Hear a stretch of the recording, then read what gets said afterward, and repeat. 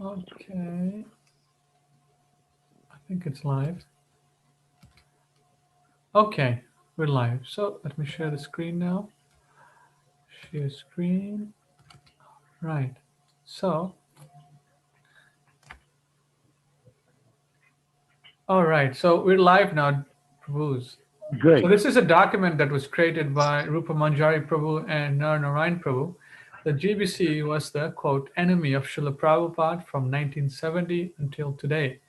This is our second Zoom Ishtagoshti meeting where we're discussing this paper written, it was written in 2000, when? 2012? 12. 2012, huh? But I have to say, it was obviously written by Rupa Manjari because she is referring to me in the document. And when I worked with her directly to create a document, it was when I was working directly with her on a document, it would be sort of in the first person, my first person, in the first person myself, you know. Acha. Okay, so Rupa Manjari Prabhu, do you remember where we were?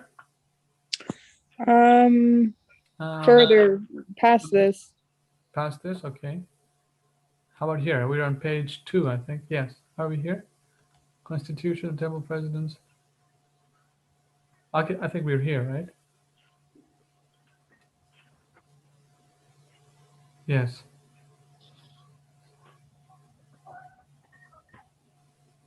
Okay. Let me check.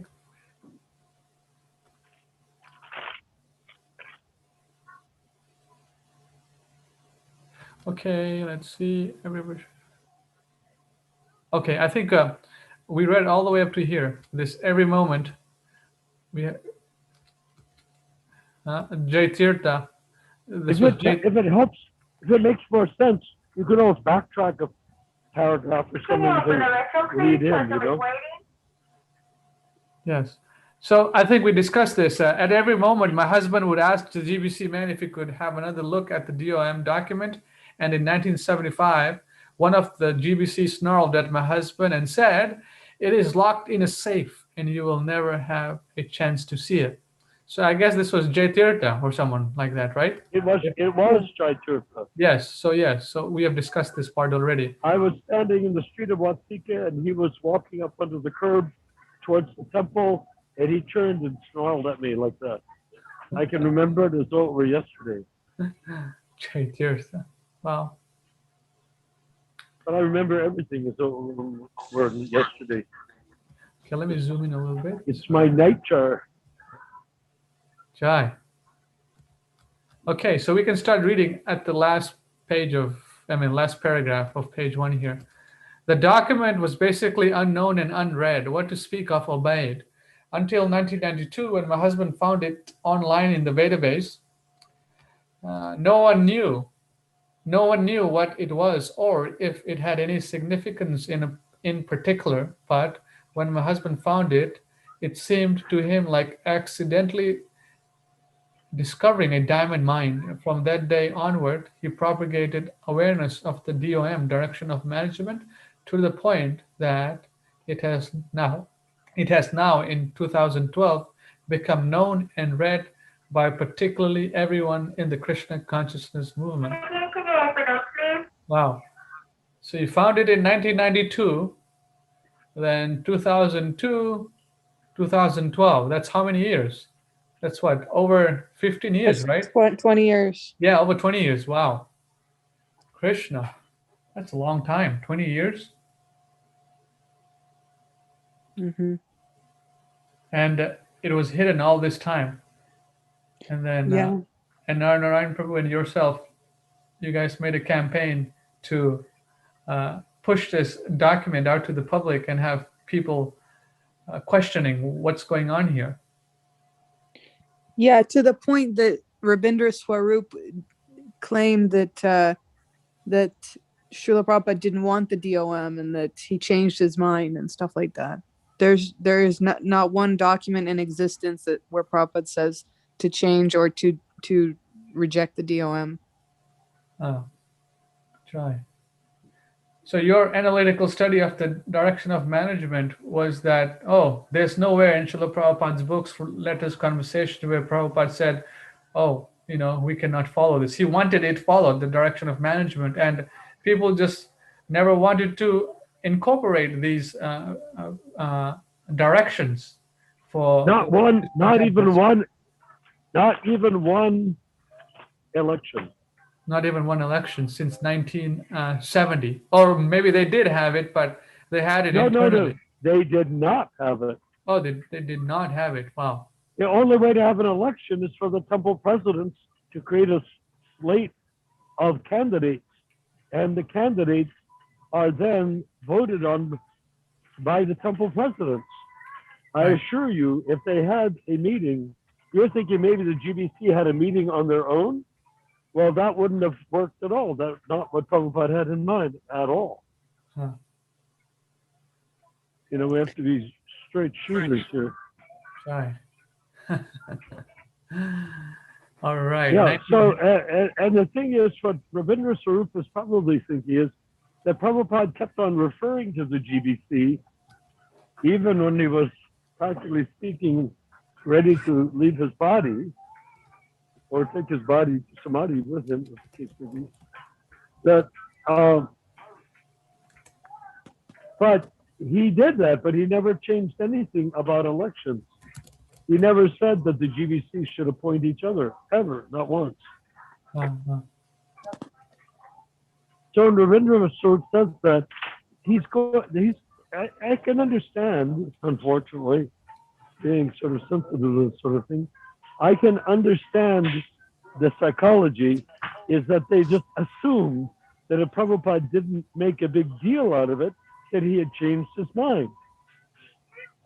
Right? Right. Huh. But he didn't change his mind. Right. There's no evidence that he changed his mind. Right. Yes. And So he also this- reordered it in letters, and then in the topmost urgency letter, like he again said. Clearly, in 1974, yes, clearly he ordered it once again. So this Ravindra Swarup and the whole bogus unelected GBC members, which they have now, they took up this conclusion that because Prabhupada never said anything about it, Prabhupada never wanted it. Is that their conclusion? That's the basic solid idea. Okay. Supposing you're with somebody and they tell you what to do exactly, and you don't do it, and then they don't force you to do it in one way or another by brute force. But we have to remember that the spiritual master is not a brute forcing person. Right. Right. The spiritual master has a voluntary relationship, and the voluntary relationship with a disciple is incredibly simple. The simple status of the relationship of the spiritual master is that whatever he says, you must obey. And if you don't obey, you're in danger of losing your status as a disciple. In fact, you do lose your status as a disciple by not obeying. But they thought that if they could just schmooze along, that Prabhupada would go along with their schmoozing without realizing or even bothering to think in purely theological terms, what is the consequence of disobeying the direct, written, signed order of the spiritual master, reiterated 4 years later? And there is, if I don't want to get carried away here, but there is one other thing I'd like to mention about the 1974 topmost urgency letter, which is that he didn't just put that one issue. It was number 3 or 4 out of several issues. All the other issues were the sort of things that all the disciples obeyed 100%. Okay, you get? Each one of those, they obeyed 100%, except the direction of management. So you might ask yourself, why did Prabhupada mix the direction of management, which is so grave and important, together with a bunch of other items? And may I only say, the obvious reason is he wanted to prove that they disobeyed. You see what I mean? Yes. If they obeyed, like one of them was that the temples have to have a sign in the front saying Founder Acharya's Divine Grace A.C. Bhaktivedanta Swami Prabhupada Yes. in an exact language. It's sort of amazing just the way things were. The people opened up a temple and they put what they thought was the right thing, but it wasn't perfect. The temples all over the world. Because now, can you imagine, Prabhupada comes to your temple. In 1974, he was still very mobile. So Prabhupada comes to your temple and he sees his direct order disobeyed, that it doesn't say His Divine Grace, A.C. Bhaktivedanta Swami Prabhupada Acharya of the International Society of Krishna Consciousness, on a plot, on a, a thing like a church has, that's on the front lawn or Right. wherever. Right. They knew they would be shredded if they disobeyed that order, right? Right. Right. So what happened was he put in, I think, several orders that everybody scrupulously followed, Right. because they were scared poopless, thinking of how Prabhupada would react if he walked into the temple and it was not followed. Yes. Then there's that one about the direction of management, ignored as though it didn't even exist. So there's Prabhupada. If you're going to go to a court of law, and I was in the process of doing that on various occasions, if you're going to a court of law, there's your proof that it was deliberately disobeyed when ordered. Otherwise, if he wrote a letter about the direction of management and people didn't follow it, they could argue, well, he changed his mind, he didn't do it. He wasn't quite serious when he wrote it. It was just an idea he had, but we had conversations in Mayapur and behind closed doors and agreed that that wasn't a good idea after all. They could have done all of that. Right. But they didn't. So he made it a, I mean, can we solve the problem? I would like to think we can. Will somebody solve the problem? I would say, unless the world goes to hell more hellishly than it's even going right now, which is pretty incredibly hellish, as we watch, just in the last few months even, that somebody will pick it up somewhere down the line, right? Right. Yes. And when it's picked up somewhere down the line, then it will be followed. Yes. Just look at Christianity.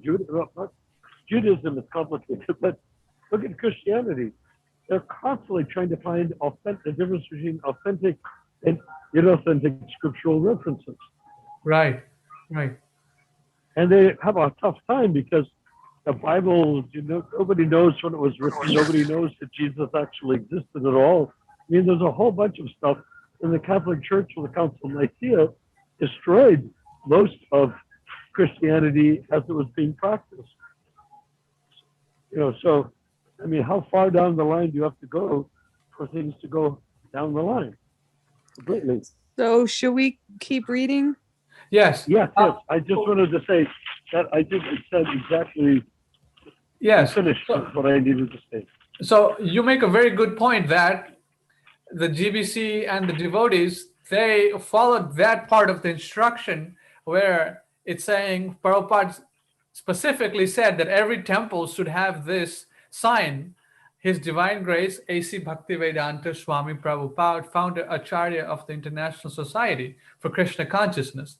That's a very good point. The GBC and the disciples, they all followed that instruction, but they neglected the direction of management. I'd like to point that out. This was in the topmost urgency letter. There was 2 points to the letter. The first was that, like what you just said about Prabhupada's title, it should be included on every piece of writing, you And know, property and everything else, right? and property, et cetera, et cetera. Right. Then the second point was there is to be a governing board commission according the document direction of management. And Oh. that was the part that was just ignored, rejected, and not followed. Now we can refer to that after we finish this document, because that 1974 letter is published in the same page as this is. Yeah.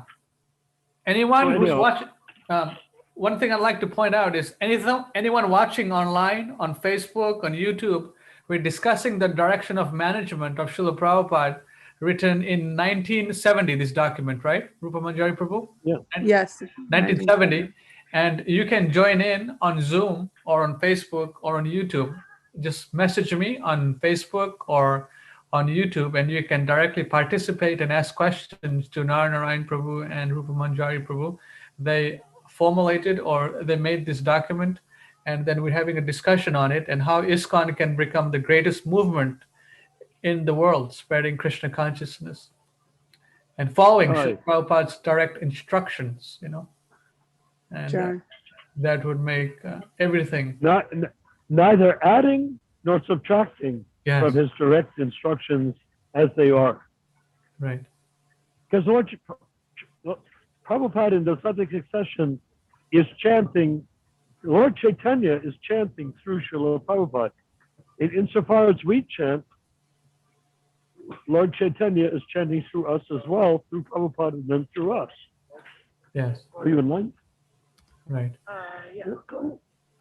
Okay, so I'll continue reading. Or Rupa Manjari Prabhu, you can continue reading, please. I think we're Okay. The problem is no one knows what to do. 4 years after Srila Prabhupada brought the DOM into existence as the ISKCON constitution, the temple president still had not seen a copy, nor realized that they had the power to vote for the GBC. That is when Srila Prabhupada wrote his probably most important letter marked topmost urgency, pertaining to his desired structure for the Krishna consciousness movement. In that letter, Srila Prabhupada clearly marked topmost urgency that DOM be installed in the government filing papers of every ISKCON chapter as the only constitution of ISKCON. The GBC that Srila Prabhupada created flatly refused to accept the direction of management, and no one at the time knew about this because no one had yet seen that document. In 1977, when Srila Prabhupada entered his samadhi, the GBC announced that they had inherited absolute power from Srila Prabhupada, and that from now on, strict and absolute obedience to the GBC would be required as a condition for membership in ISKCON or even living in a temple. No one in any of the temples knew about the DOM. wow. So this is 1970, the direction of management was created, and in 1977, Srila Prabhupada left, went into Samadhi. So that's seven years. Okay, then they declared absolute power in controlling ISKCON, assets, temples, devotees, everything else. Yeah. Okay, and then still no one knew about it in 1977 also. And so when, Narayan Prabhu, you saw this document in 1970 or something, right? Or what year did you see it firsthand? Well, yeah, Okay, there's a lady getting something. Okay, where did I first see it? I saw it at the first Mayapur festival, which was held in New Vrindavan. It was right after the 1970 Rath Yatra. okay, So I would have to say it was 1971. okay. 1 year after, at least. Okay, Well, not even 1 year, maybe 6 months. okay, gotcha, 6 months, all right. The reason why is that Prabhupada gathered the people that had, 1970 Rath Yatra was huge. We've gone over that, 50,000 people, 40,000 people.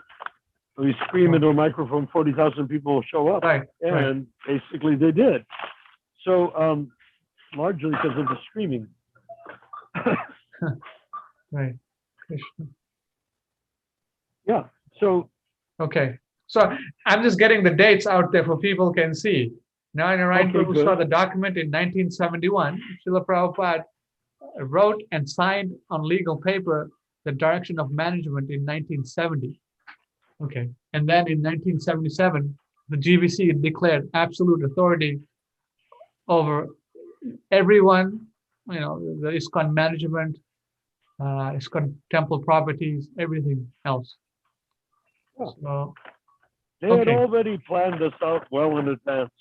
Ah, Hare Krishna said in 1973 or 4, I guess, 1974, maybe 75, that Prabhupada was old and senile, and then presumably Narayan Maharaj encouraged them to put Prabhupada out of his misery so that he can gotcha. make them successors. Was, that it that Srila Prabhupada that they had already made up their minds what they were going to do, or Tamal would never have said Prabhupada was senile if he hadn't known that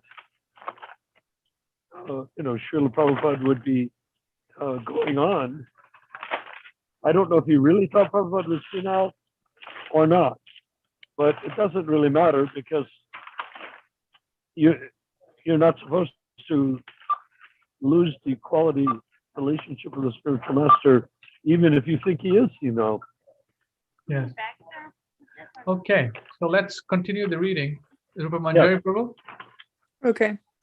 At the same time that the GBC declared their absolute authority, the 11 Ritviks named in the July 9th letter and selected by Srila Prabhupada from the dangerous and most likely to destroy ISKCON and the whole movement, declared themselves to be pure devotee successor gurus to Srila Prabhupada and announced that they were on the same level of spiritual realization as Srila Prabhupada. Wow. So, and of course, we've already gone over previously that was Prabhupada had told them to go and talk to Sridhar. yes. He had already basically condemned for having appointed Ananta Vasudev to the Gaudiya Math. So Prabhupada knew, the thing to remember and understand is Prabhupada knew exactly what he was doing. And it doesn't have anything to do with him being an innocent guy that didn't know, and his disciples were now mature and he was drifting away into senility. It had nothing to do with that. It had to do with a black conspiracy. I always like to say that Prabhupada was like a person fighting with one arm behind his back. Gotcha. And where did I get that? It was in the before 1970, I believe, or maybe it was just after. Anybody give me a lighter, please? If I get a lighter, I'm out of time loop. That what happened is that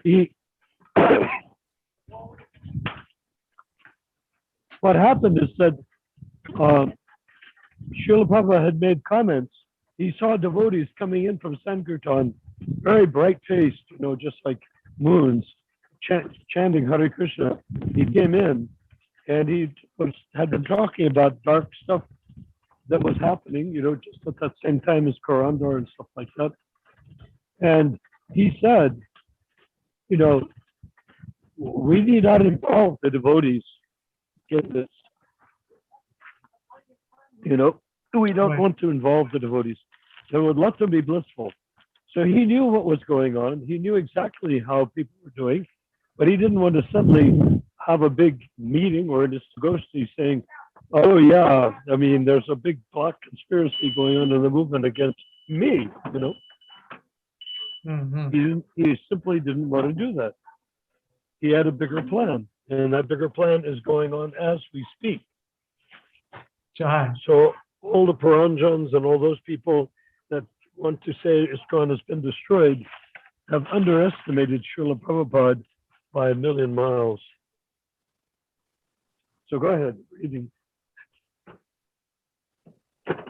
So these 11 Ritviks and the so-called GBC members, you can say they were in cahoots with each other, right? Well, yeah, I mean the of course. Right. In what way The were they? The Ritviks, yeah. The Ritviks were the GBC. They were the GBC. I think they were all GBC. I don't think there was any one of them that wasn't. Okay. So But it doesn't even matter if one of them was or wasn't.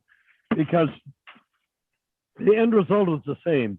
When you have a junta, a coalition, a what do you want to call it? A conspiracy that has people in the conspiracy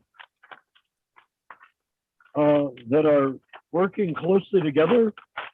And it wouldn't take the Prabhupada to realize that since these guys were all, from the drug scenes of the 60s and stuff like that, all it would have taken is to have some knowledge of the mafia.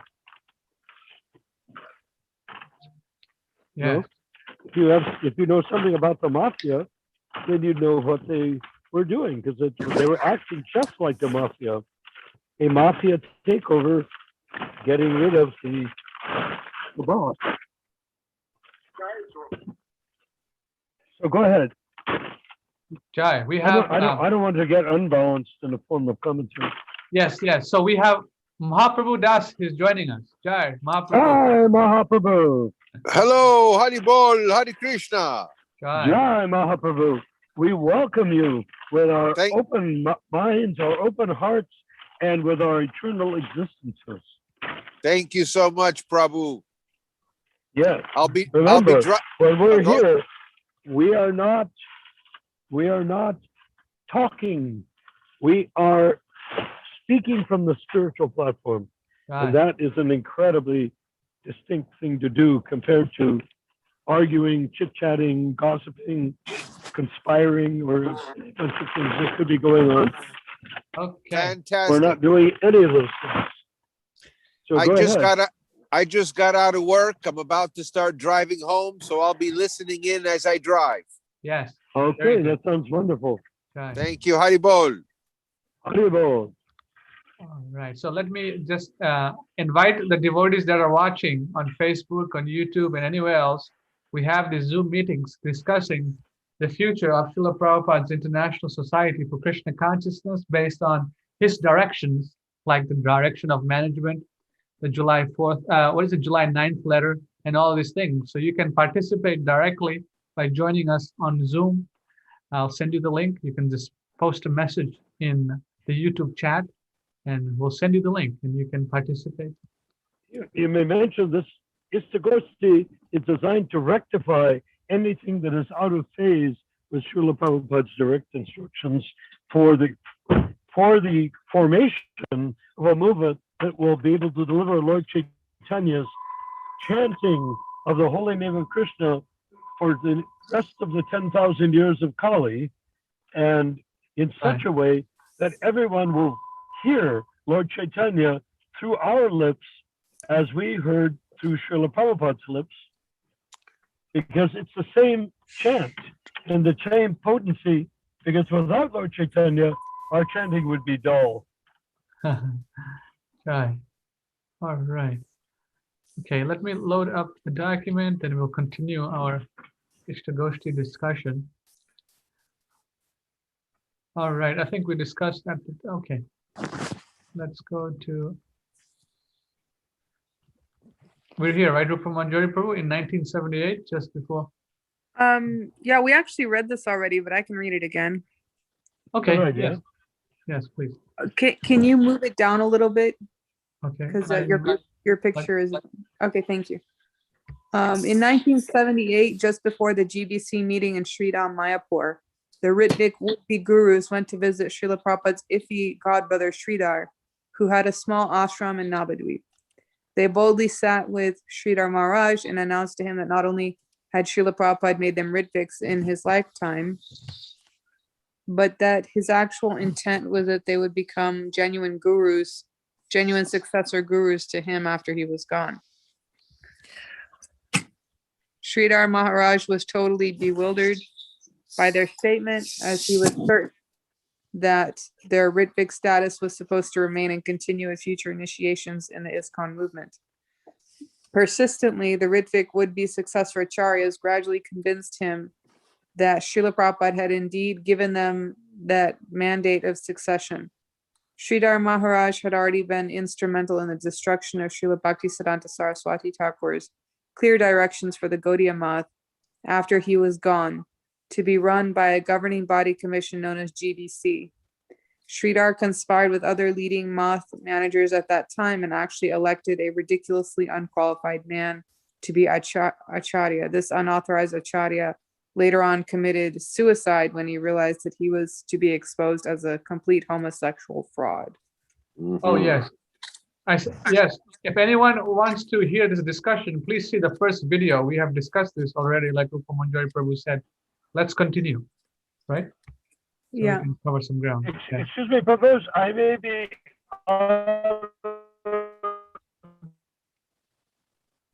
Yes. He's going to be signing out for a few minutes and then he'll be back. So let's continue the discussion, Rupa Manjari Prabhu. Can you see it? Okay. Yeah. So now.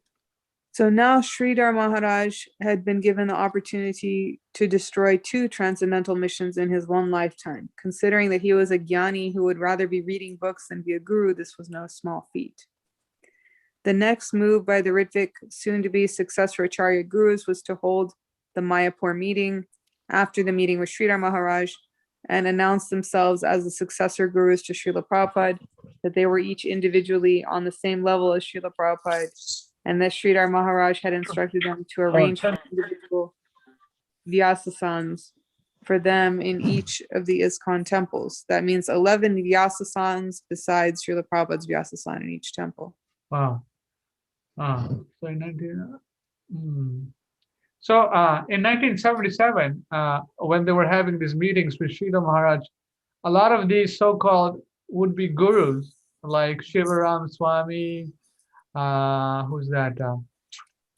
Hare Krishna, Jayadvaita, they were all protesting that, hey, Srila Prabhupada never appointed you people to be successor acharyas. This is from Yashodanandana Prabhu. They were protesting, these so-called, so the people, the would-be gurus who were protesting, and the so-called 11 Ritviks, they had a meeting and they selected more gurus. The people who were protesting, now they also had license to become a guru. So, if you can't beat them, join them. So that's Exactly. basically what happened. So the 11 Ritviks, would be, successors. People were protesting against their appointments as successors. And then how to combat that problem is that people who were protesting, they were given a license to be a guru. So they're now all gurus, 11 plus the, I don't know, plus 5 or 10 that were protesting. Yeah. They bought their loyalty. Yes. So the second round of gurus like Hare Krishna, Jayadvaita, who else is there? This guy in San Diego, what's his name? Oh yeah, I know who you're talking about. Yeah. Badri Narayan. Badri Narayan, yeah. Yeah. And there's all of these people, they were second round gurus after the 11 Ritviks, the people were protesting. Hey, you guys are not qualified to be gurus. Srila Prabhupada made you guys Ritviks. And the same people who were protesting were given a license to be gurus. And they basically stopped their protest. So that is basically the whole ISKCON, Ritvik guru successor history, Right. Pretty interesting, huh? The silent. It is. Yeah. By the way, Ramachandra Prabhu, one thing you should know is that in 1986, the ISKCON GBC legally parted ways with ISKCON Incorporated, Srila Prabhupada's, ISKCON, and they created their own legal incorporation called the quote unquote the GBC Society of West Bengal. Oh, I see. And it was from this other incorporation that they rewrote ISKCON's bylaws. And in the bylaws, they said that the GBC is the sole proprietor of all of ISKCON's assets. Acha. And that and in order to print bogus books, they started a separate printing group Yes. called, what was it called? BBTI. Yeah, BBTI. Right. And BBTI was the way that they legally were able to crack Srila Prabhupada's copyrights. So Prabhupada's Bhaktivedanta Book Trust has been suspended and not in use since the 80s.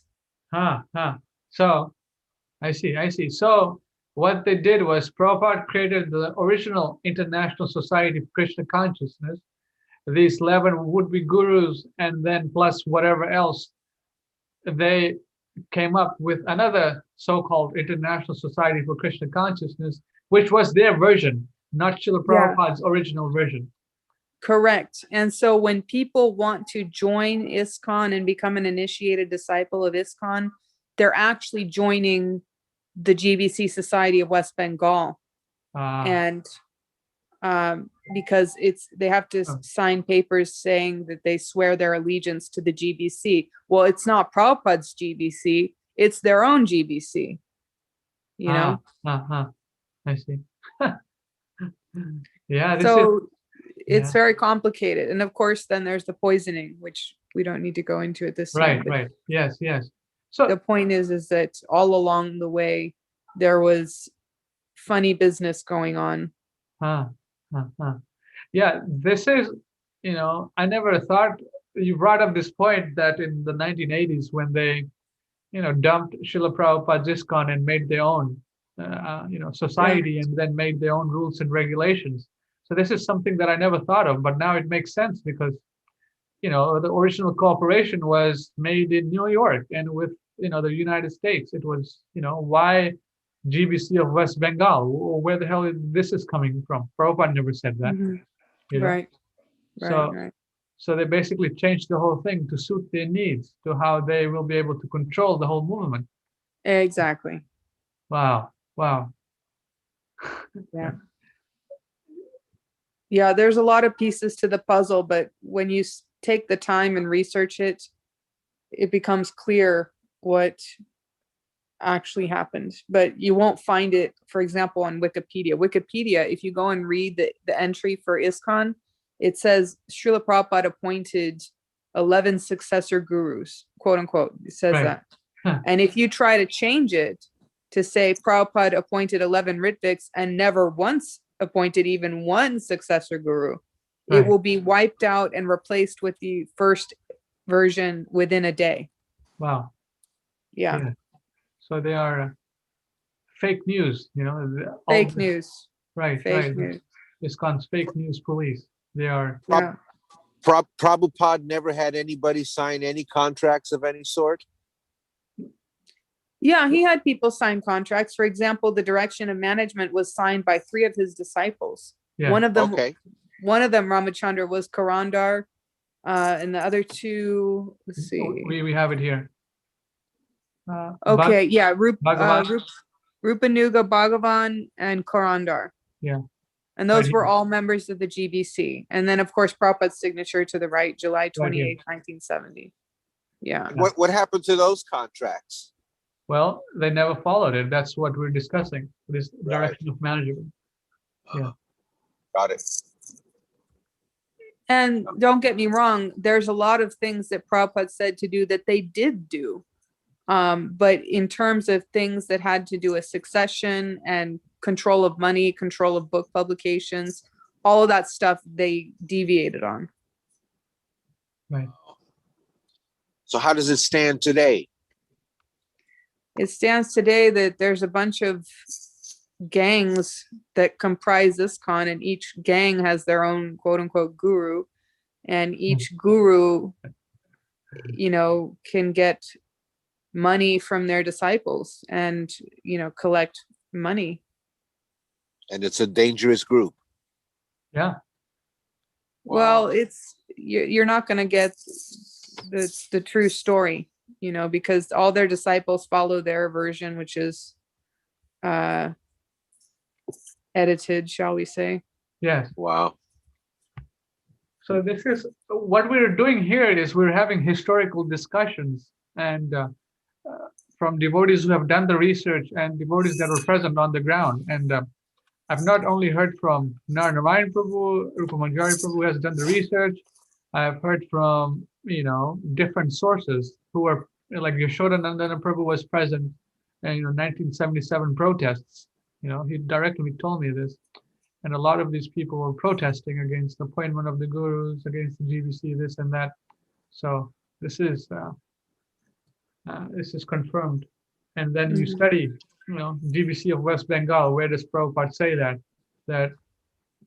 Yeah, and he never once authorized that. Just like he never once authorized BBTI. Yes. But Yeah. when Prabhupada was in Samadhi, he's not there to tell them no, Right.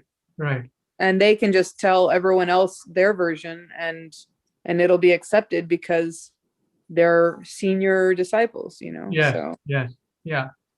So a lot of people left, right, in 1977. People who protested, they were banned and they were driven out by the so-called fraudulent acharyas and homosexual gurus and all this crazy, one of the I was not aware that a lot did. Most people were milling around very bewildered. Oh, gotcha. But people didn't just flood out the doors because of these gurus. They kicked out people like Pradumna, right? Because Pradumna very innocently and helpfully. No, Prabhu. A lot of static is coming, like something you're moving around and stuff. So. Okay, let me sort that out. Yeah. Okay, that is better. Okay, is this better? Yes. Now you can speak. Okay. So Pradumna got kicked out because he very helpfully went into the Shastras and determined that according to Vaishnava etiquette, no godbrother should sit more than the thickness of a kusa grass mat higher than his godbrother. Right. And they were busy trying to figure out how they could get me to make giant Vyasasans that would dwarf Srila Prabhupada's Vyasasana. Right. So when he did that, they kicked him out altogether. Okay. Right. So. And they're kicking him out, put a complete crunch to the end of publishing Prabhupada's books, because he was the Sanskrit editor, Harvard-educated Sanskrit editor, who was always saying Om Namo Bhagavate Vasudevaya. At the time of every class that Prabhupada gave, he was always sitting next to Prabhupada. Right. So for them to kick him out was, you can imagine what a dramatic thing that was to do. Right. So Pradumna was there, Yashodanandana Prabhu was there. They were part of a team which they were presenting Shastric evidences that how you people are not actually successful acharyas. And are you sure that Yasoda was doing things like that at that time? Yeah. Yes. What makes you think so? I wasn't aware of it. Well, you were not part of the meetings. Guru Kripa was there. Oh, no, you had to be in India to do it. Yeah, that was in India. This was happening in India. I was in Los Angeles designing the. Yes, you got to remember. You got to remember that Yashoda was the Gurukul president or Gurukul teacher, so he was kicked out right then when the successor in Vrindavan, right? In Vrindavan, yes. So this was all happening in Vrindavan. So. Got it. So it's so anyways, let's continue our discussion. Go ahead. All right. So let me go back to the. For Manjari Prabhu, do you want to say anything to? No, we can read more. Okay. Okay, where were we? Were we here? The next meeting? Yeah, we read that one. Go down. All right. Okay, stop. Okay. Oh, let me go back up. Is it okay? Yeah, back up a little bit. Okay. A little more. Okay, good. All right. The devotees in Mayapur in 1978 were astonished by this revelation, but when they were assured that Srila Prabhupada had requested them to go to Sridhar Maharaj in Navadvip, obviously a lie, specifically to No, receive. Prabhupada did request them to go. Oh, okay. Oh, okay. Okay. Okay. Because Prabhupada knew that they were going to declare themselves gurus, so they wanted Sridhar to be behind it, because Prabhupada's only goal at that time was to keep the movement from collapsing and being broken into pieces like the Gaudiya Math. Acha. Okay. Specifically For to Prabhupada, it was a pure tactic. Okay. Go ahead. specifically to receive instruction as to how to establish themselves as bona fide successors to him. The devotees chose to accept this horrendous lie as the truth. And in the GBC report for that year, they began the report with the mysterious statement that, quote, the GBC in consultation with quote unquote higher authority determined that Srila Prabhupada had actually ordered the 11 Ritvik gurus to become actual successors to Srila Prabhupada, and that each one of them was to be considered a pure devotee on the same level as Srila Prabhupada. Wow. No, this is happening. Sridhar Maharaj. Oh. Okay, 1 second. Someone's. Okay, 1 second, please. Someone's calling on Facebook. Okay, close that. All right, let me come back.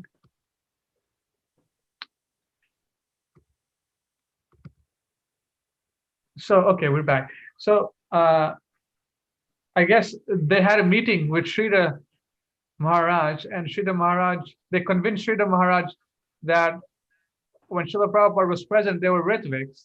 And when Srila Prabhupada left, 1977, they have their actual position after the Ritvik order was to become actual successor acharyas, right? Is that my understanding? Is that the correct understanding? Yes. Okay. Yeah, that's what they wanted Sridhar to understand. And of course, Srila Prabhupada understood it clearly because he could see through them. We should not forget that Prabhupada, they had made Prabhupada into almost like a pet puppy or something of that sort. Right. And they assumed that he didn't know anything. But the actual fact is, he's Trikala. He could see past, present, and future. So they became the big fools. Yeah, this is a wonderful insight. Yeah, it's It's interesting. very sensitive to understand this stuff because it's so easy to get caught up in A lot of crashing going on in the background. No, Prabhu, you're doing something. Yes. Sorry Yes, about please. that. Yeah. Audio's not. It was very easy to politicize it all. And you remember, all the devotees are Kanista Adhikaris.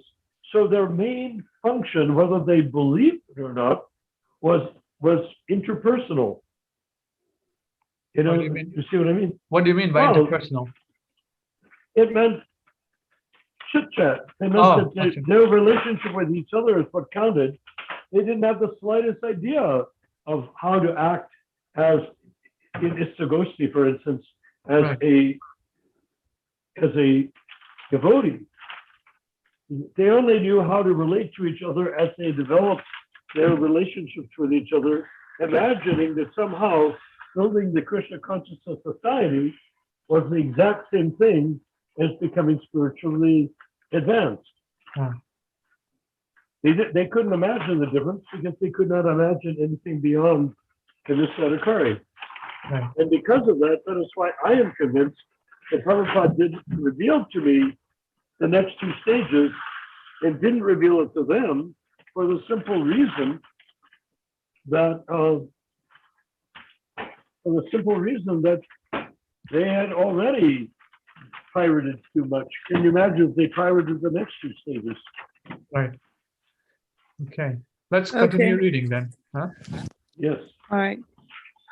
GBC representatives paraded themselves through all the ISKCON temples, explaining in kindly and gentle terms how the etiquette should be there, that although these gurus were formerly our god brothers, that we must understand and be sensitive to the fact that their disciples would see their guru the same way that we regarded Srila Prabhupada, and that we should not only respect their adoration, but politely not mention Srila Prabhupada as superior to them by saying such things as all glories to Srila Prabhupada.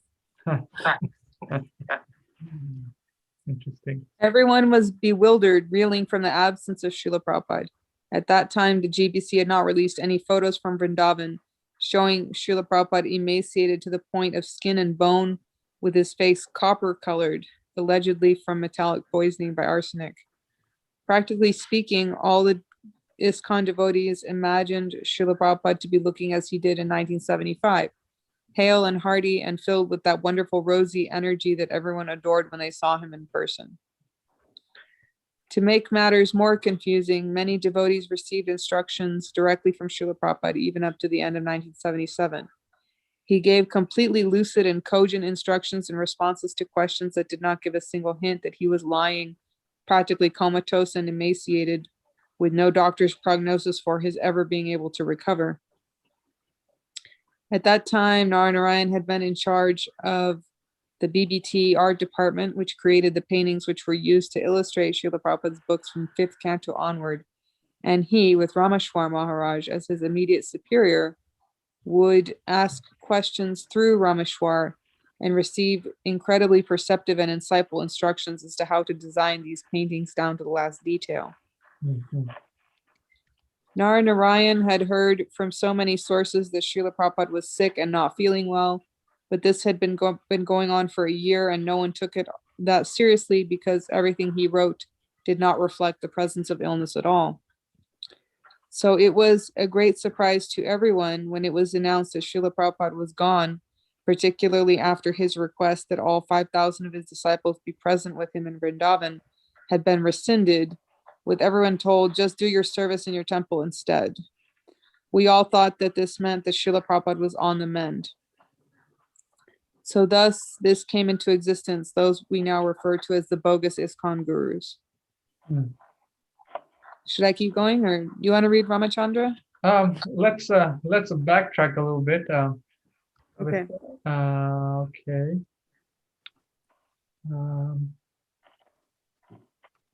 Okay, so after Srila Prabhupada left in 1977, I guess there was a lot of confusion, what was going on, and these people, these so-called people behind the scenes, they were basically making plans on how to, How to take over.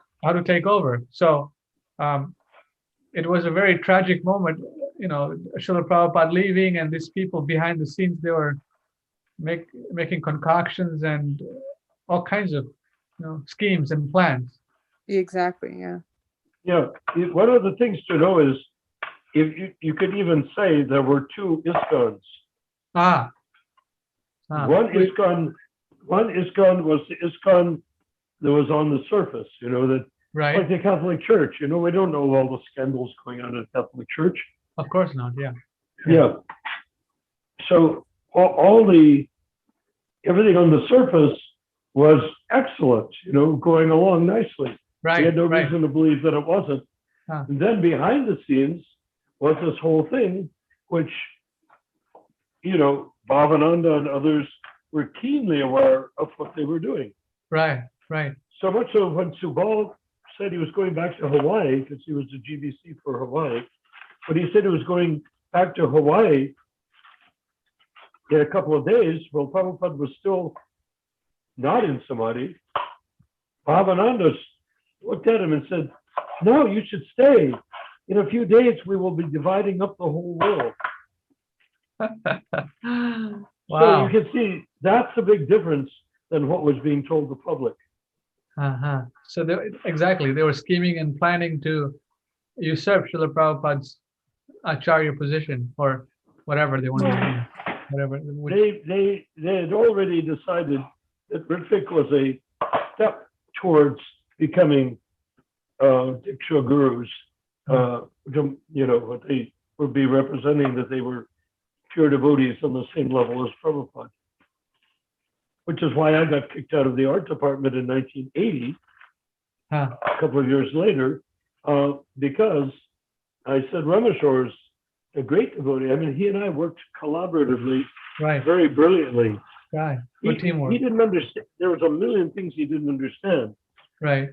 But one thing that was in his favor is he trusted me implicitly to pull the right thing off, even though he would sometimes complain and argue and tell me I was doing the wrong thing. Right. In the end, if I insisted, he would let me do it. Right. So I thought I wasn't out of line to say that, you know. Right. And I got kicked out of the art department because they said that Rameshwar was a pure devotee on the same level as Srila Prabhupada. Okay. So this was in 1980. You said that when Rameshwar Yes. was a successor acharya, so-called would-be successor acharya. Yeah. And that's after Rameshwar had fought to the death not to be an initiating guru. Acha. But eventually he was convinced by the so-called would-be Ritviks that, hey, if you're not part of the team, then the whole movement would collapse. Well, exactly. Because if one man doesn't take part that was named in the July 9th letter, then the whole thing will cease to be valid. It's only valid when everybody in the July 9th letter becomes a Diksha Guru. Wow. Wow. So it was a... And so that's how they finally convinced him. Of course, once you're being worshipped and people treat you as though you're Prabhupada, it's very difficult to imagine letting it go. Right. Right. Yeah. It's intoxication. Once you start taking it. Yeah. So he became one of the biggest of the Guruvadis of all the so-called Ritviks. He just couldn't hold himself back. Right. Right. The poison had spread. Yeah. Yeah. You know, at some point it became too attractive. And that's what Prabhupada and Bhaktisiddhanta Saraswati Thakur warned and warned and warned not to go into that realm of becoming a guru. And then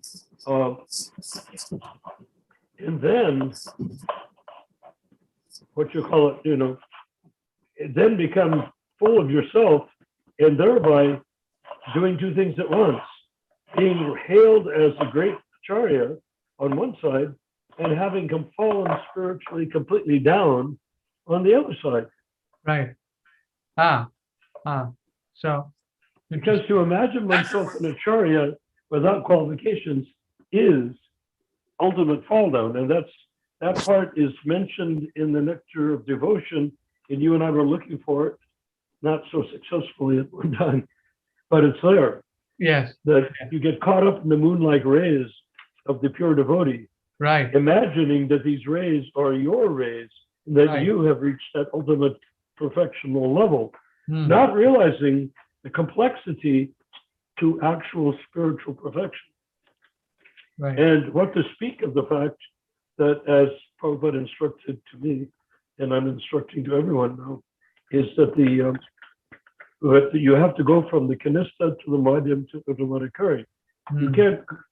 You can't go from Kanista Adhikari. That's why it's so important.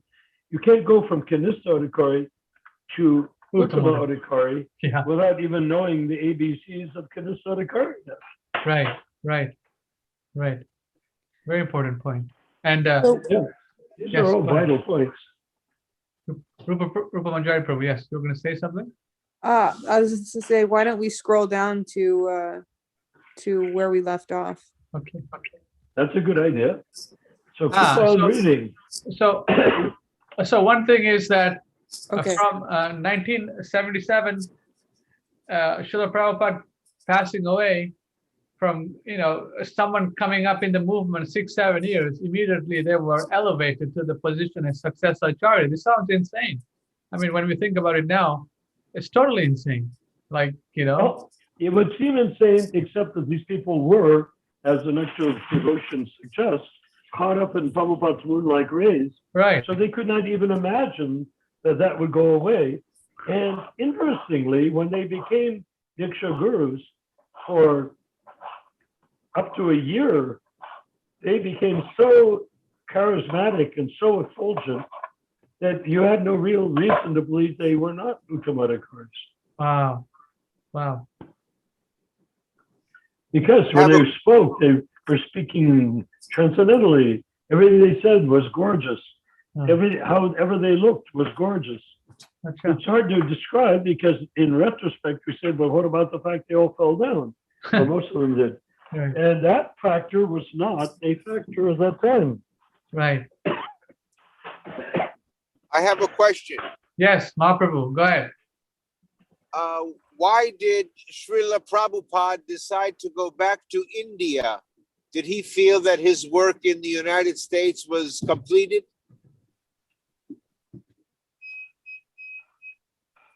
Well, he was spending a lot of time in India anyhow. He was going back and forth? Oh, yeah, he was traveling the whole globe. Australia, Europe, England, Russia. He was traveling all over the I didn't globe. know that. Yeah, Yeah. he was always traveling. He was always It traveling. wasn't just America and then India and then back to Vrindavan. Not at all. But basically, he knew what they were doing.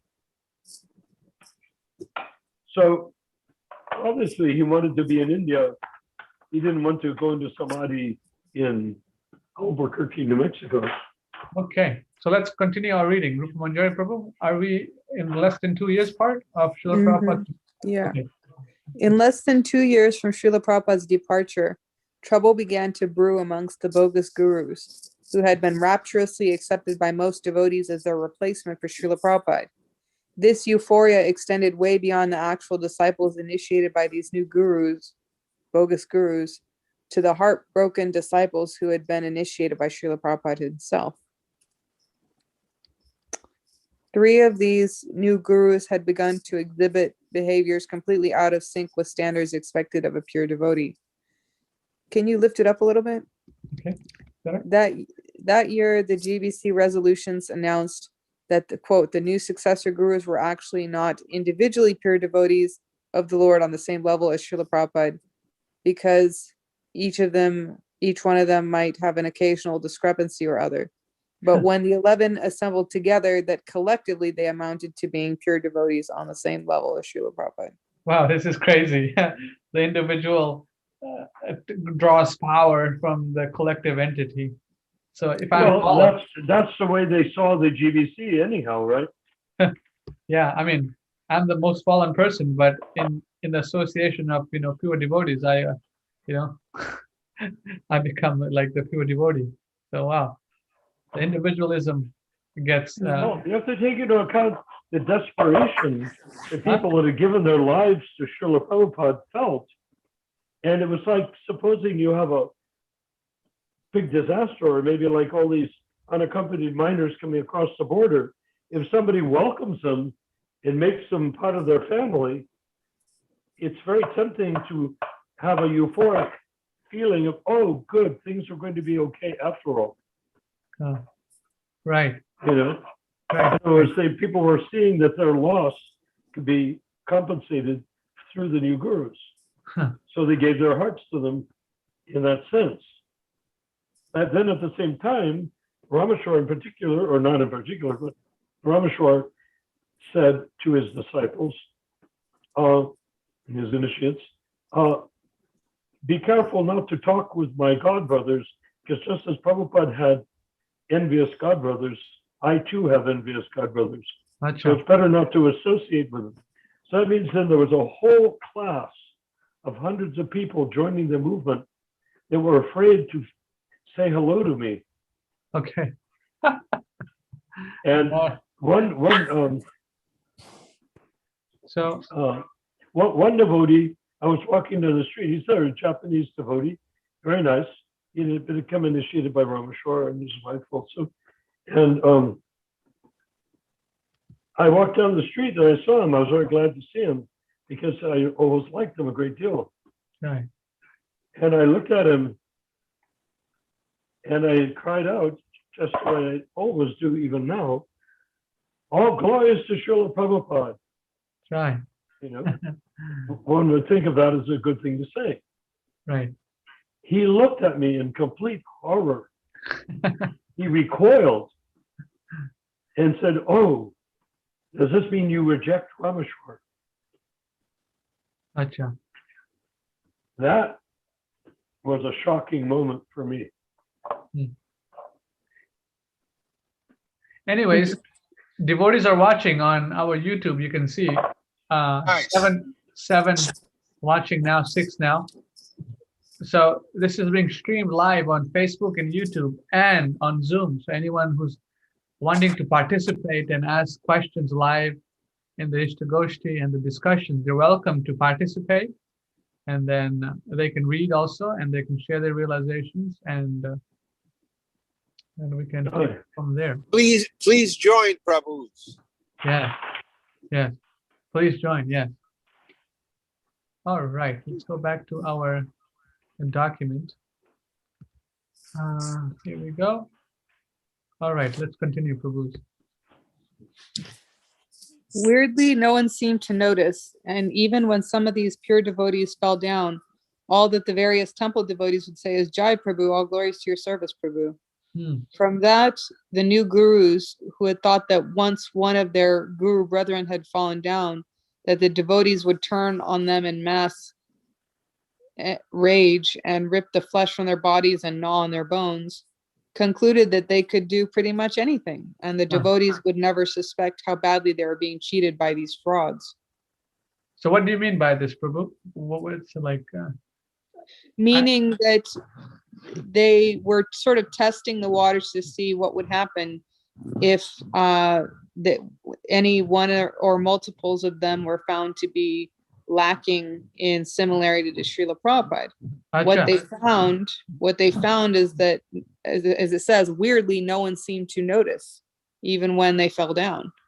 And so it's like people were kind of blind. Acha.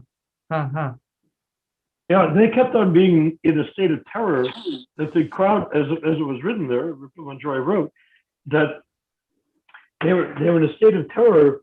The minute there was one non-Prabhupada-like quality demonstrated, that everyone would turn on them and rip them, as I said, rip them to shreds. But the actual fact is, they didn't. And they finally realized you could wave your hand in front of their eyes and they wouldn't see you waving your hand in front of their eyes, like they were completely hypnotized and there was no need to worry about anything. Wow. They could change all the rules, they could change the standards, they could change their platforms, they could change the way the whole thing was supposed to be. And they would just say, well, this must be the way Prabhupada wanted it. Right. So basically, if someone was a Ritvik and they became the successful Acharya, they fall down. And the local devotees or whatever, the people who were under the so-called new gurus, these people would be like, oh, he fell down, and the next guy would come. And these people will surrender to the next guy comes, and the next guy falls down. So this has continued, basically. Well, you see, when you say Ritviks, nobody was aware that Prabhupada even created Ritviks. Acha, right. You get it? Right. So that is basically what's happening even now, right? By the time the Ritviks were known to be successor acharyas, they'd already gone past the stage of being Ritviks and became successor acharyas. Huh. So people missed the Ritvik part, or they saw, if they knew about it, they saw the Ritvik part as being a very interesting segue into becoming regular gurus. Acha. They were at a point of no return. It's hard to explain to people that we're not in that period of time. Because, I'm sure you and any other sensible person would say, were you guys stone cold crazy? You didn't have any idea that you were being had? Right. All I can say was we were bereft without Prabhupada. Mm-hmm. Should we scroll down a little bit? I never got carried away, even slightly, because I knew these guys well. Because I'd spent a lot of time with them. Right. But the other people, what could you say to them, Right. Okay, the GBC created what they called a zonal acharya system. This meant that each one of the 11 gurus held permanent domain dominion over a certain part of the world. This system went on until 1986.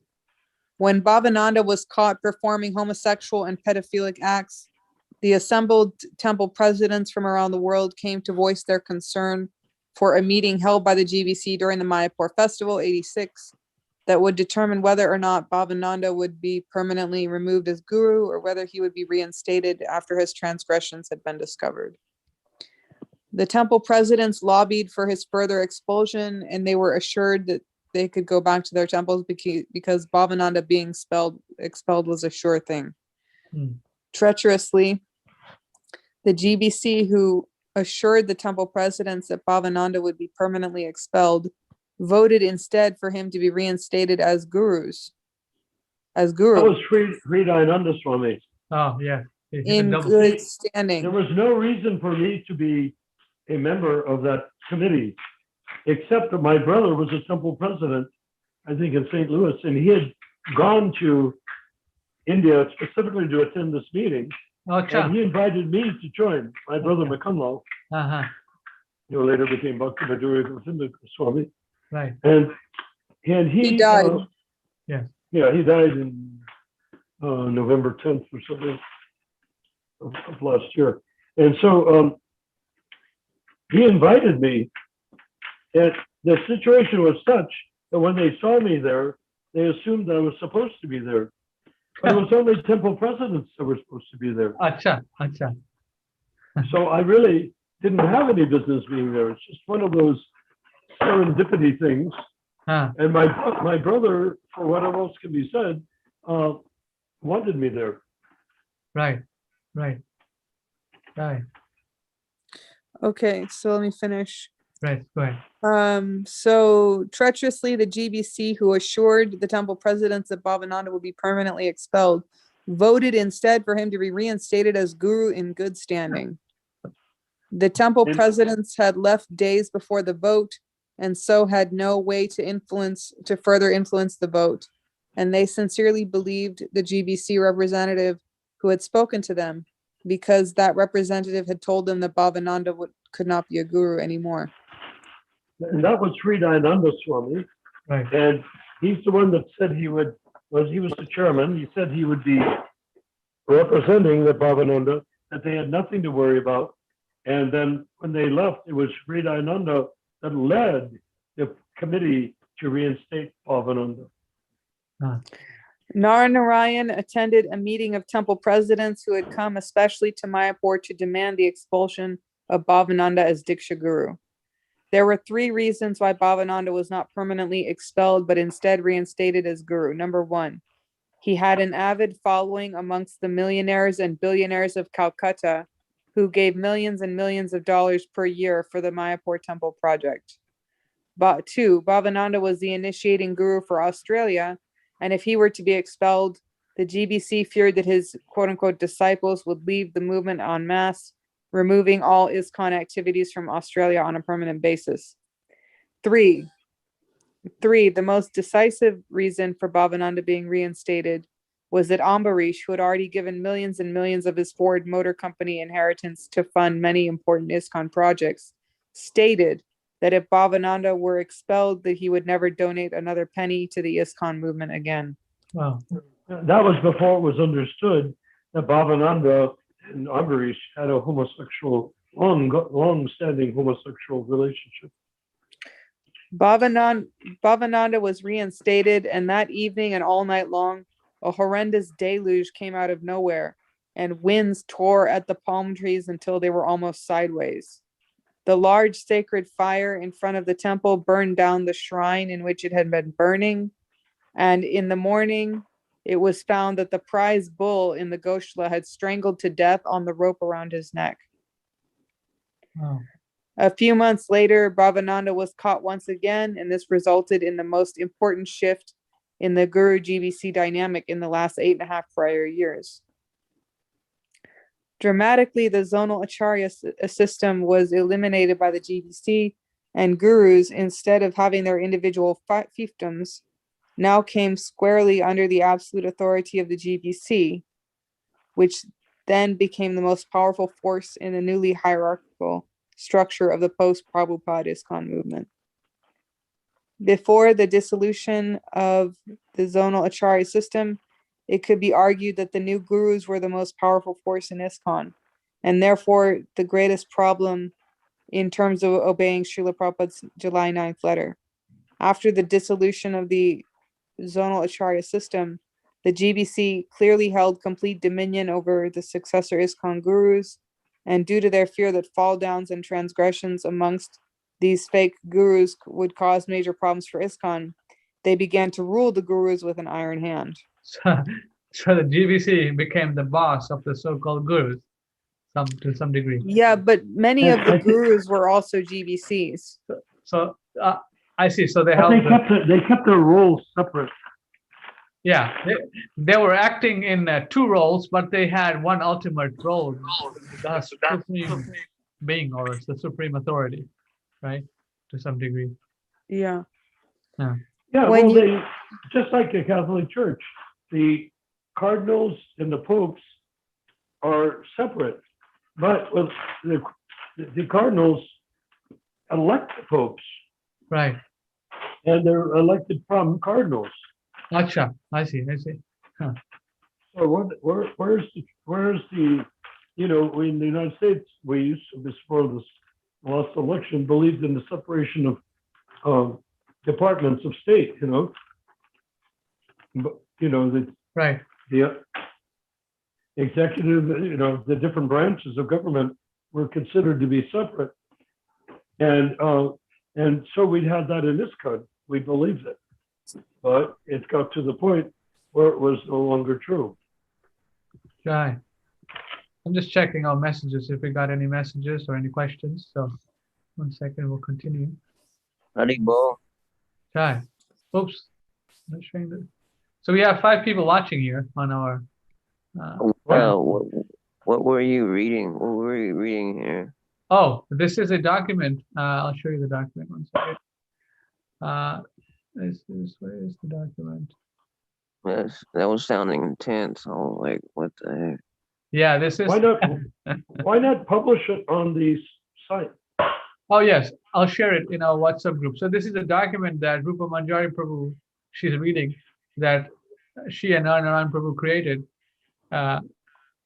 delineating the problems of the zonal acharya system, the direction, disobedience of the not following the direction of management, and how everything is a disaster presently on not following Srila Prabhupada's direct, written, and legal instructions on management and who can be guru in ISKCON. A Welcome, disaster, Ananda but Dev. not a terminal Thank you. disaster, but one that can actually be rectified.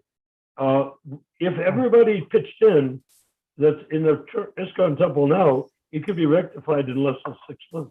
Right, right. Question is, how do you get the majority of people in ISKCON temples to go for it, considering a lot of them have, you know, vested interest in the status quo? So, I mean, Rupa Manjari Prabhu, you think it's possible that we can do like a mass, what should you call it? A mass Revolution. revolution with the present situation right now? I'm asking you personally.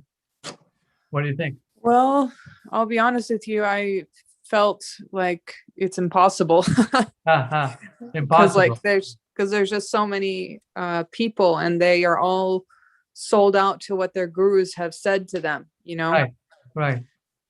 But So- wait, You know, well, go ahead. Okay. Yeah, so it's like, Next to impossible. for example, Yeah. for example, like I was on Facebook night and day for years talking to people about this, and it's like they didn't care. It's Yeah. like I could lay out the entire history from beginning to end, and it's like they didn't care, and that was just very Frustrating. alarming to me. Yeah.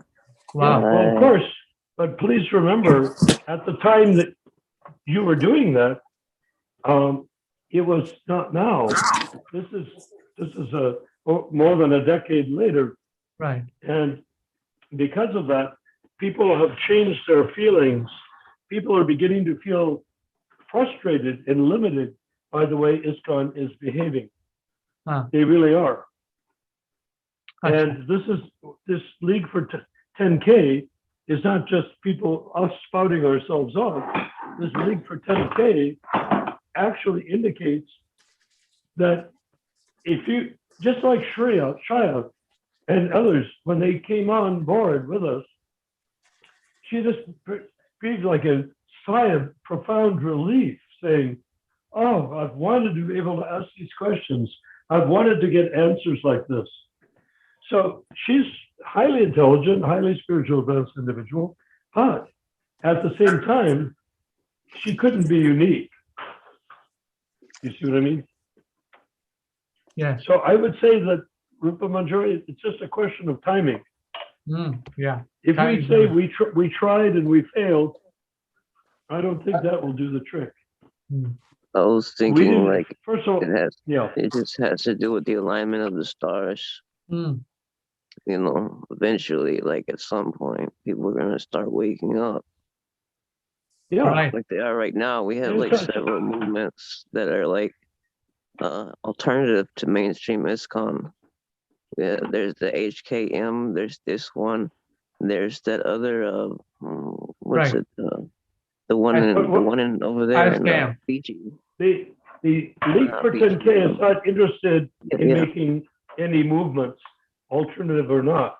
What we're interested in doing is simply asking people, you've been told you are going to die and you're going to go back to Godhead. Do you have any idea how that works? And more importantly, does your initiator have any idea how that works? Or is it just hoo-ha and you may not go back to Godhead at any time? So what is your position? You know? Okay. Well, people need to ask, like we did. I asked Chidananda, for instance, what did Bhagavan say about you going back to Godhead? And he said, I want to know, how do I go back to Godhead? And Bhagavan sitting there in his asana, looking at him grandly, waved his arm and said, I will take you back to Godhead. So Chidananda spent years and years and years on the basis of that one gesture and that one statement, I'm going to take you back to Godhead. Okay. So you see the point. So what if people begin to question and ask the simple question, how do you go back to Godhead?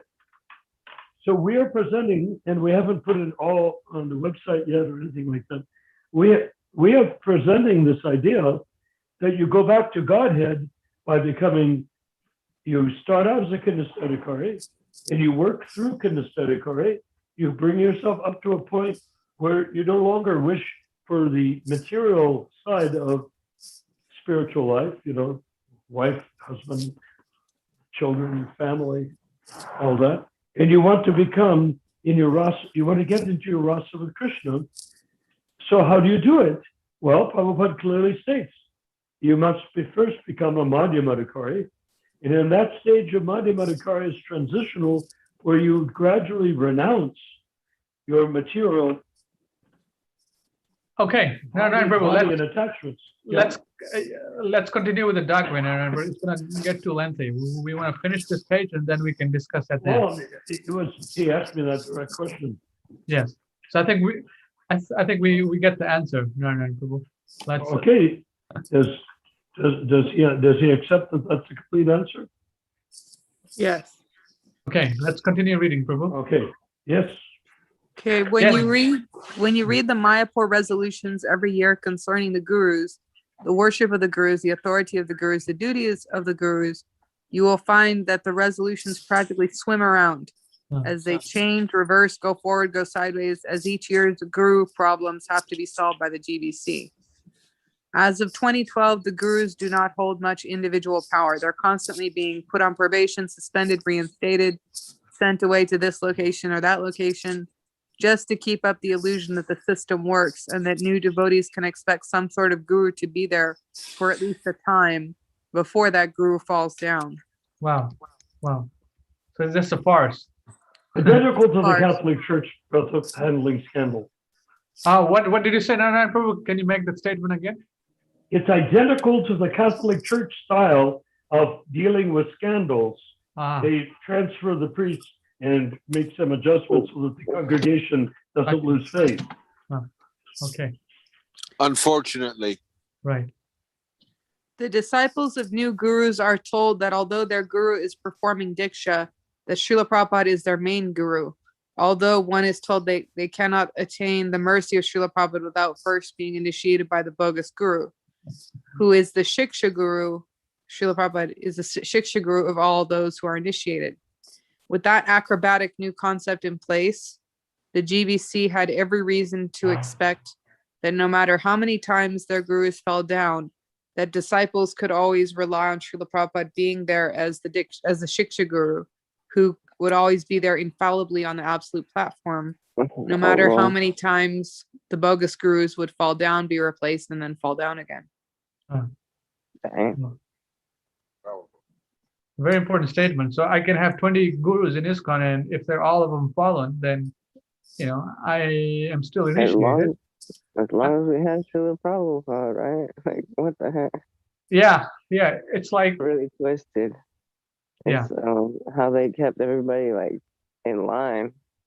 It's like everybody wanted to attain the mercy of Srila Prabhupada, and they're desperately trying to do that through these, pseudo gurus, and unfortunately, they're not getting much, rasa, like really anything significant in terms of like Madhyam Adhikari.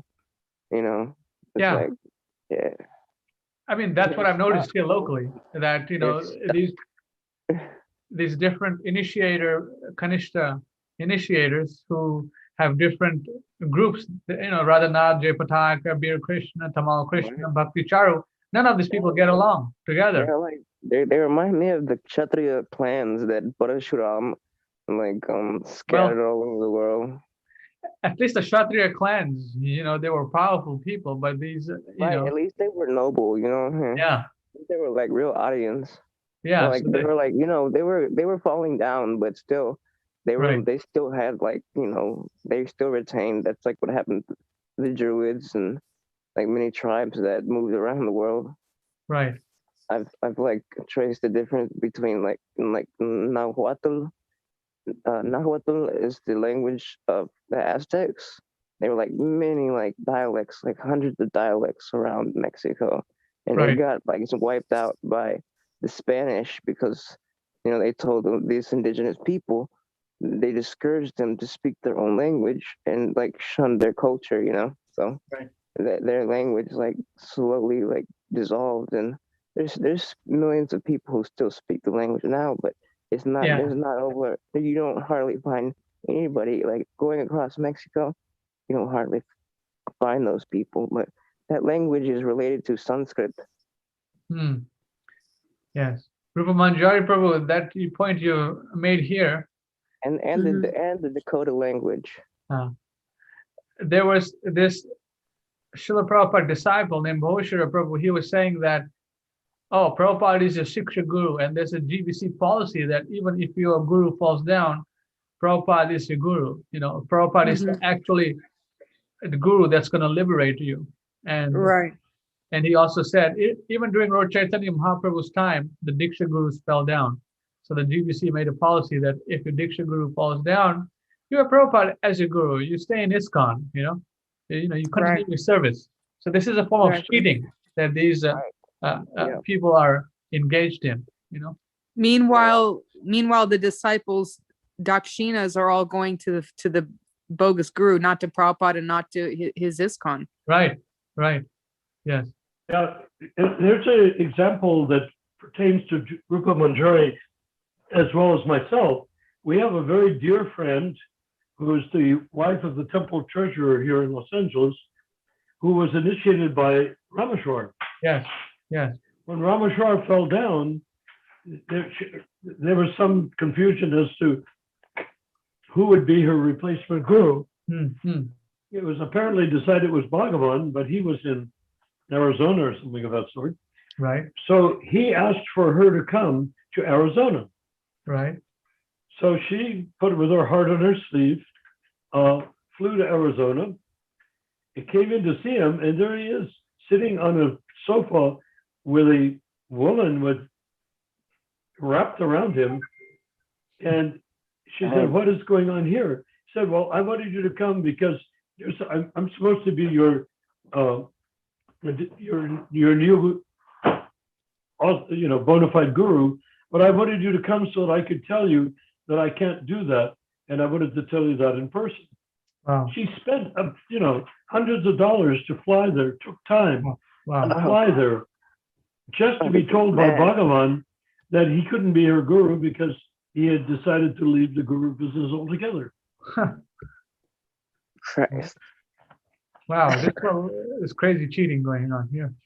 And So it gives an example of what it was like. Really mad because, I'm like trying to like relocate my stuff, trying to figure out like finances and things like that to start planning to, move. And to like be like, use a good deal of my resources to go and see this guru only to find out yeah, that it's he's not bogus. even qualified. Yeah. I'm like, golly. Yeah. But if I may beg to suggest, let's not talk about stuff like this. We're talking about the istagosti that will speak the truth, that will rectify the situation, and it will become rectified when the disciples of the initiators, bogus gurus or whatever, want to realize that they're being shortchanged, that Right. they're not being given a plan to go back to Godhead. They are being given a plan how to give their life to their guru, give their money to their guru, without any idea of what will happen next. Right. If we are able to create that doubt, reasonable doubt, that's a court of law. You have to prove your case within a reasonable doubt. Right. It should not be at all difficult for us to do that. Our biggest problem is ourselves, because we're so used to the situation as it is, we can't imagine anyone questioning it except us.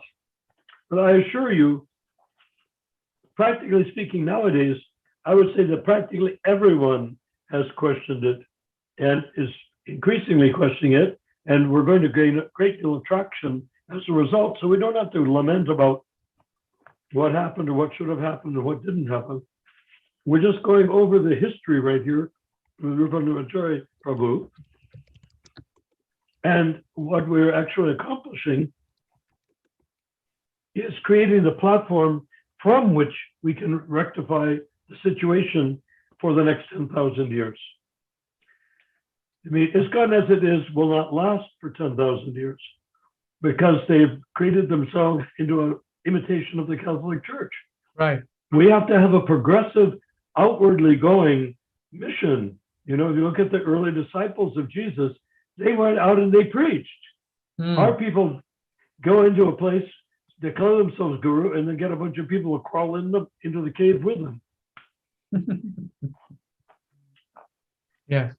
Okay, let's continue our reading, Prabhus. Let's end it at this page. Let's finish it, and then we'll end it, and let's have a discussion, and then we'll continue Saturday and Sunday. Okay. Yes, please. There are Ritvic devotees that widely publicized that the new ISKCON gurus were bogus and even accused them of being child molester gurus, even though there was no noticeable child molestation by gurus since the early 1980s.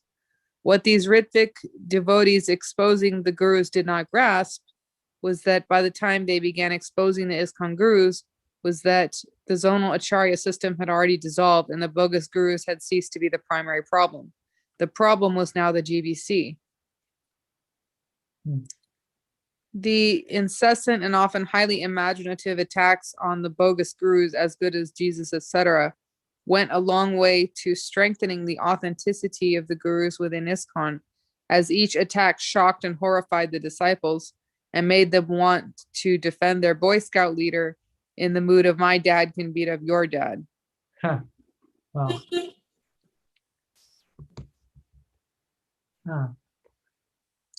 Are we going to keep reading or stop there?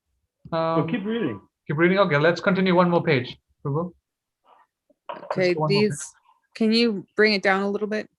Thank you. You know, it would be nice after she finishes reading if we could read the topmost urgency letter as a final. It's only short, but we keep referring to it, and we should actually read it. Yeah, I mean, I'm doing it systematically. I don't want to jump around. So once we read the whole thing, and then we can reference it. Sure, no problem.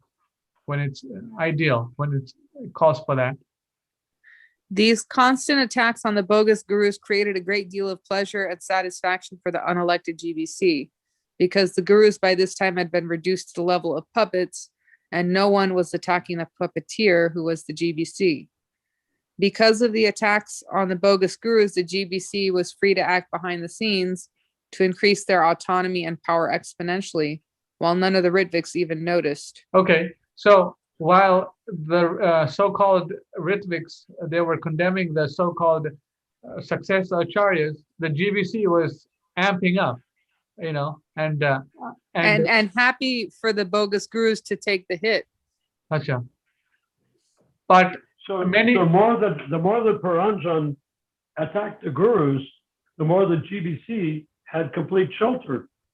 right, because but weren't the GBC man and the so-called bogus gurus, weren't they the same persons? So at least some of them were, weren't they? Well, of course, but that's not the point. What is Paranjan and Yasoda made this whole thing about bogus gurus, right? Okay. and they never described, and they were actually opposed to my work and Rupa Manjari's work for the direction of management. They didn't want to distract from the guru issue by saying that the whole thing came about because of the direction of management. Well, that doesn't make sense, because the direction of management was a document written and signed by Srila Prabhupada and a legal document. So how is it? They didn't care. They Acha. just wanted to get rid of the gurus, close the ISKCON temples, and start their own temple under their own guidance. Oh, that's not going to work. Anyways, let's continue reading then. Because of the attacks on the bogus gurus, the GBC. Oh, okay, I read this. Okay.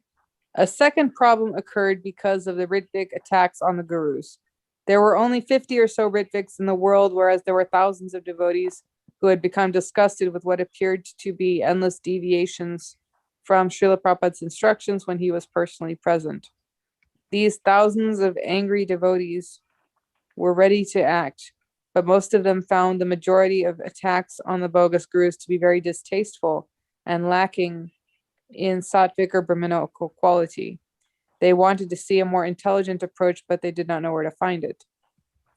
Once the DOM became known and read by practically every devotee, it was not difficult to turn these dissatisfied non-Ritvik devotees' attention to the fact that the problem all along was the GBC rather than the gurus. Leaving the gurus out of the equation while exposing the horrible illegal acts of the GBC has turned out to be a very effective strategy, as there are very few devotees inside or outside of ISKCON who do not have deep and compelling issues with how they have been treated by the GBC.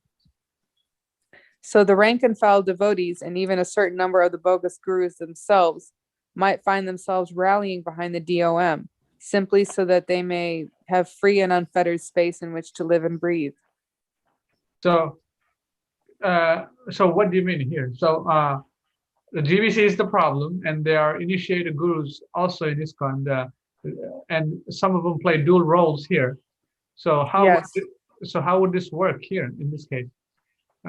We have to say the GBC is the problem. Well, sir, you are a GBC and you're also a guru. So Right. here, The thing is, being a guru has no actual power. The power is, at least not from ISKCON. Like, gurus get power from their disciples in the form of money and service. But the real power in ISKCON, or shall I say over ISKCON, is the GBC Society of West Bengal, the fake GBC, the unelected GBC. Why? Because it says that those who are the GBCs, that they are the direct and exclusive beneficiaries of all of ISKCON's assets. okay, I see what you're saying. I understand now. Yeah, that Yeah. makes sense. So even though they might be gurus and GBC together, but the main position is the GBC position which they hold. The guru Correct. is not really anything else. It's just some mundane It's job, just a license. It's a license to collect money and yeah, to be an initiator. You know, it's it's a license to have disciples and to be recognized Rubber as a stamp. guru in ISKCON. all right. Rubber So stamp. If you compare it to the Catholic Church, the cardinals have all the power. And in fact, it is the cardinals who elect the Pope. right. So once a person's a Pope, in this case, a bunch of popes, once you have the Pope elected, he can be kicked out by the cardinals to put him there. Right. Gotcha. So basically, It's the exact same model, wow. not even slightly different. And Romapod, whose name was actually Ramapod, like Lord Ramachandra, Ramapod wanted the format of the Catholic Church for ISKCON, and he has essentially got his wish. Wow. Okay, so let's just finish this page 7. Okay. It is argued that the new disciples are like robotic clones of their guru and will do anything that their guru says. Examination of the lives of those initiated by the bogus gurus proves that this is not a fact. For most initiates in ISKCON today, the guru either is a cliche, a source of brainless quotes to justify whatever the devotee wants to do, or the guru is largely ignored and certainly not worshipped except on rare occasions. We have met many of these initiated devotees, and they often express their absolute devotion to their guru. But their behavior demonstrates that except for their appearance of loyalty to their guru, that they pay little or no attention to their guru at all. That further undermines the mistaken notion that the gurus have the complete and absolute control of those they have initiated. That's a very good point, because some people here in Sacramento, ISKCON Sacramento, even though the guru tells them to do something, hey, you come and live with me.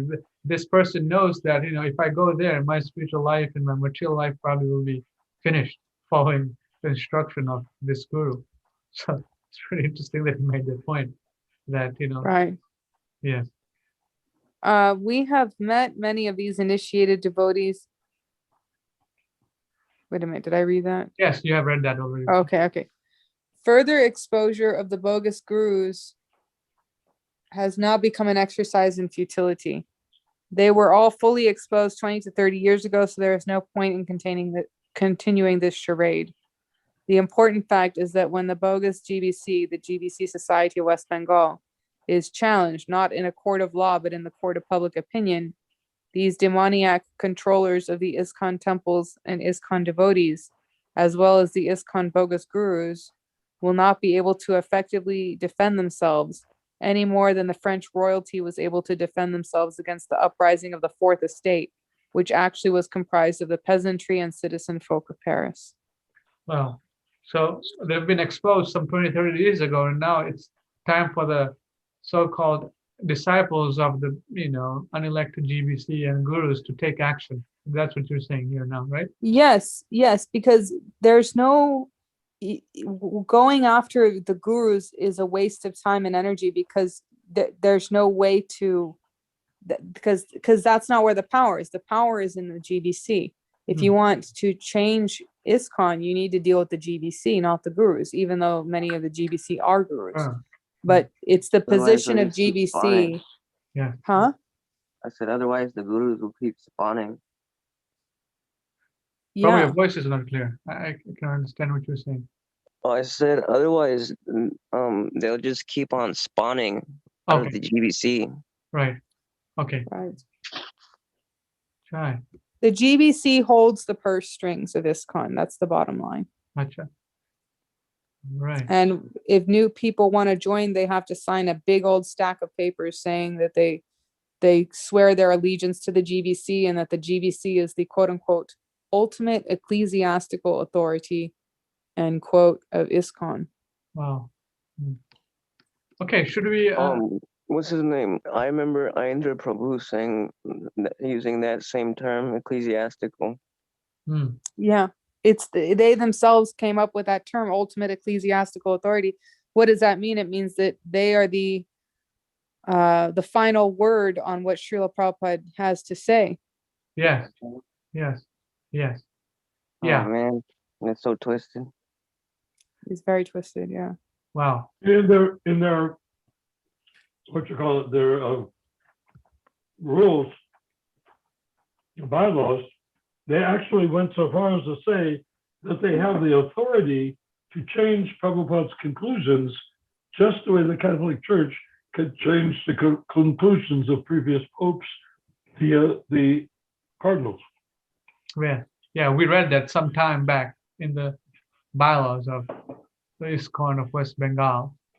Yes. The current of the sampradaya is only as clear as its most translucent lens.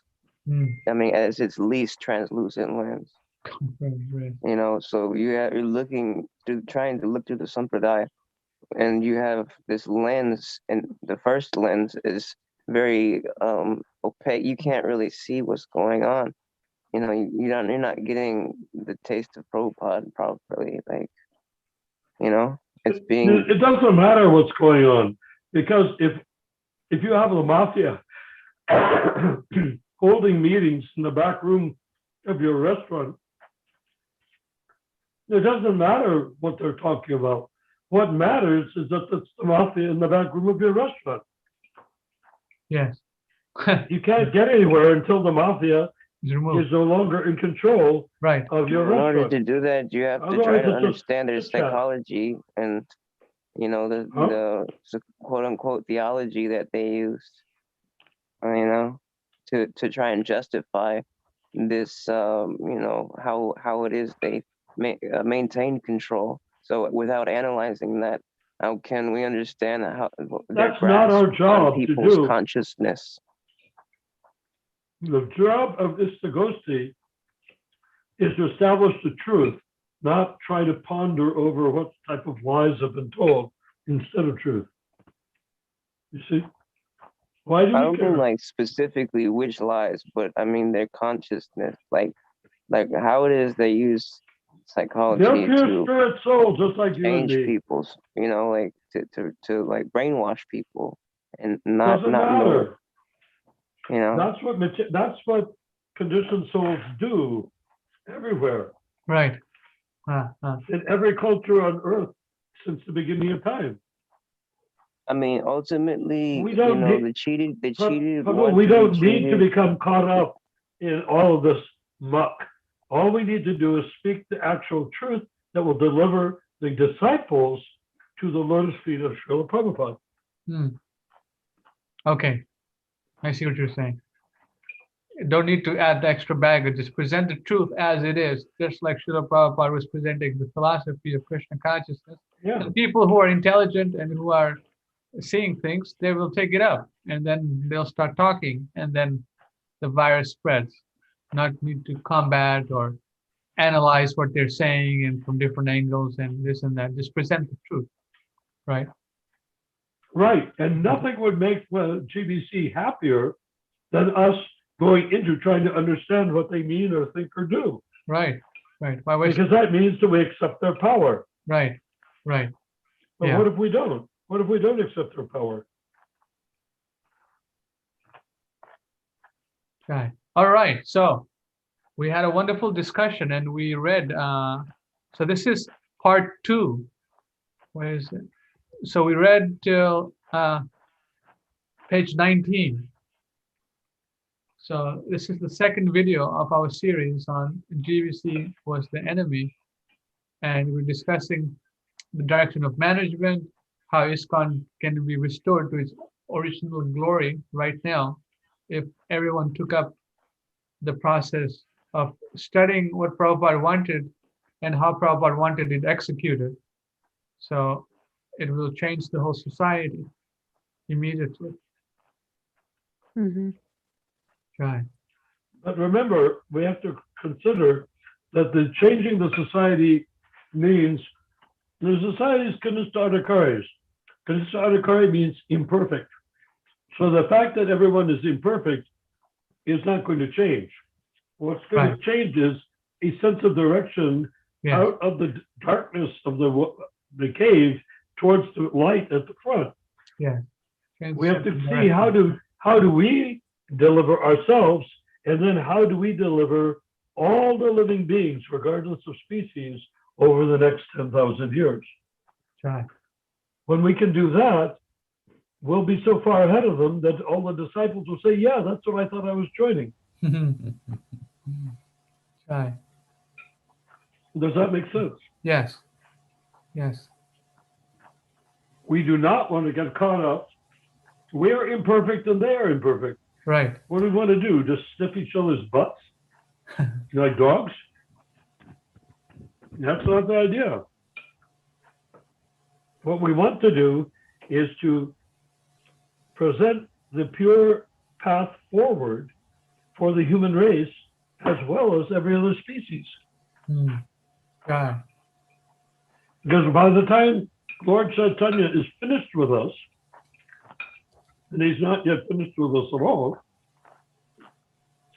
because I like to say, the chanting that we chant is coming from Lord Chaitanya through the Sampradaya, specifically for our sake, through Srila Prabhupada, and from our lips, if chanted in the same style and mood that Srila Prabhupada chanted, Lord Chaitanya will be coming through our lips into the ears of all sorts of species, including humans. That should be our concentration, because trying to figure out material things about who's yuckier than who. The Yeah. Kanistadakari in the lower realm, lower third of the Kanistadakari, you can count on the Kanistadakari to be yucky because he's not perfected.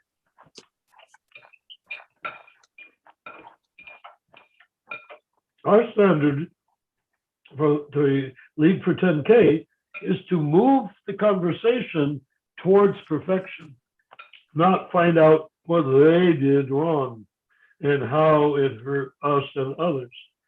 Won't help at all, will it? What do you think?